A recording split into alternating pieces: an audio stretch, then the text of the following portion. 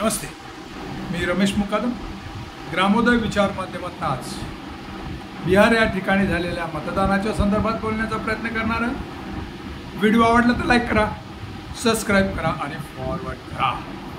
काल बिहार राज्यामध्ये 122 जागांसाठी दुसऱ्या चरणाचं निवडणूक पार पडली आणि जवळजवळ 70% वर मतदान झालं आणि त्यामुळं बिहारमध्ये सत्तांतर होतं का हा प्रश्न निर्माण झालेला आहे. आणि पहिल्या फेजमध्ये जवळजवळ 65% आणि दुसऱ्या फेजमध्ये 70% जवळजवळ बंपर वोटिंग झालं. आणि या बंपर वोटिंगमुळे लोकांना अशी भावना आहे की सत्ताधाऱ्यांच्या विरोधात कौल गेलेला आहे. परंतु सत्ताधारी RJD आणि भारतीय जनता पार्टी म्हणजे NDAच्या घटक दलांचं असं म्हणणं आहे की आम्ही केलेलं जे काम आहे त्या कामाचा विकास आहे, त्या विकासालाच लोकांनी मतदान केलेलं आहे आणि त्यामुळं बिहार राज्यामध्ये आमची सत्ता येणार, NDAची सत्ता येणार असं भारतीय जनता पार्टी आणि नितीश कुमार यांचं म्हणणं आहे. तर विरोधी पक्षाचे लालू प्रसाद यादव तसेच काँग्रेसचे राहुल गांधी यांचं असं म्हणणं आहे की ज्या पद्धतीनं बिहारमध्ये SRI योजना राबवली आणि मतदार चोरी केली आणि बेमानी करून हे सरकार आणण्याचा प्रयत्न भारतीय जनता पार्टी करते आहे आणि त्याला चेक देण्याचा प्रयत्न लोकांनी केलेला आहे. काँग्रेस असो RJDच्या कार्यकर्त्यांनी केला आहे. त्यामुळं जो निकाल लागेल तो आमच्याच बाजूने लागेल आणि इंडिया आघाडीची सत्ता बिहारमध्ये येईल असं त्यांचं म्हणणं आहे. एकूण चित्र पाहता 243 जागा आणि ज्या आघाडीला 122 जागा मिळतील ती आघाडी सत्तेवर येणार. NDA आघाडीमध्ये असलेला नितीश कुमार यांचा राष्ट्रीय जनता दल, भारतीय जनता पार्टी, हम आणि इतर काही पक्ष मिळून NDA आघाडी आहे आणि गेल्या 20 वर्षापासून NDA आघाडीचं सरकार बिहारमध्ये आहे. तर विरोधी पक्ष असलेले लालू प्रसाद यादव यांचा राष्ट्रीय जनता दल, काँग्रेस, लेफ्ट आणि इतर किरकोळ छोटे पक्ष अशा प्रकारे ही निवडणूक झाली.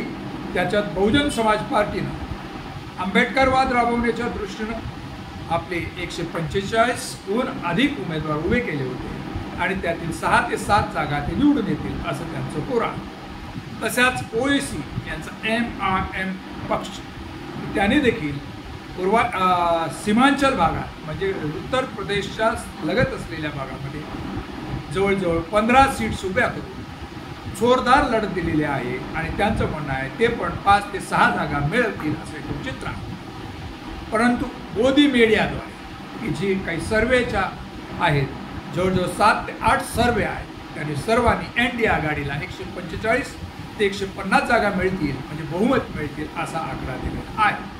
असं जरी असलं तरी वस्तुस्थिती पाहता सत्ताधाऱ्यांच्या विरुद्ध असलेले जे काही राग आहे, विरोध आहे, त्यामुळं येणारं सरकार हे हंग असेल असं एक चित्र आहे.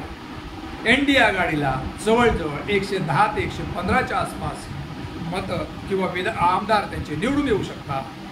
तर इंडिया आघाडी म्हणजे जो काही घटक दल आहे, महागठबंधन जे काँग्रेस प्रणित लालू प्रसाद यादव यांच्या RJD प्रणित केलेलं आहे त्याला देखील 15 ते 18 जागा मिळण्याची शक्यता आहे.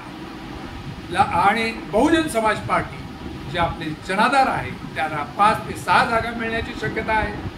तर MIM पक्ष 5 जागा ज्या गेल्या वेळेला त्याला मिळाल्या होत्या त्या 5 जागा ते राखू शकतात असं एकूण चित्र आहे.